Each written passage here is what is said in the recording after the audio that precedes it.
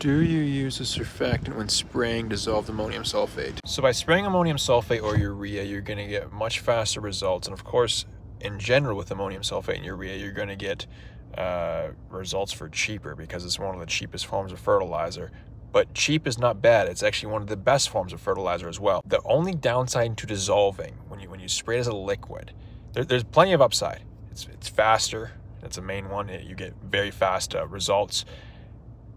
You get absorption from the leaf in the soil, but the downside is it can burn, especially if you spray like midday in the sunlight. So you probably spray when the sun's going down or the sun's coming up, and then you only keep it on the leaf. Like, it's not like a herbicide where you want it to stay on for a day or two.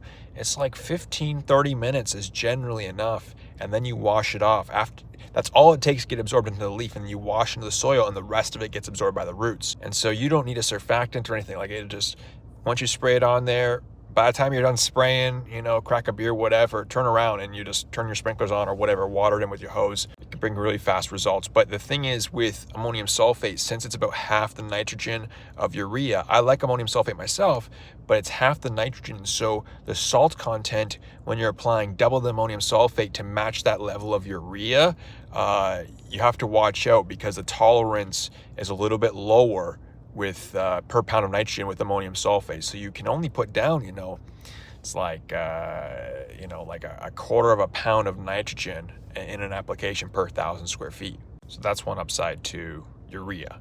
But I like ammonium sulfate, especially if you're in Texas, you have clay, you have high pH, they all kind of go together. So I like ammonium sulfate, but there are some advantages to using urea. Of course, with spraying, faster results, but you can only spray so much. So you really, if you want to try to push growth and push results, you're spraying, every week generally, which is why some folks go with granular, but I go between the two.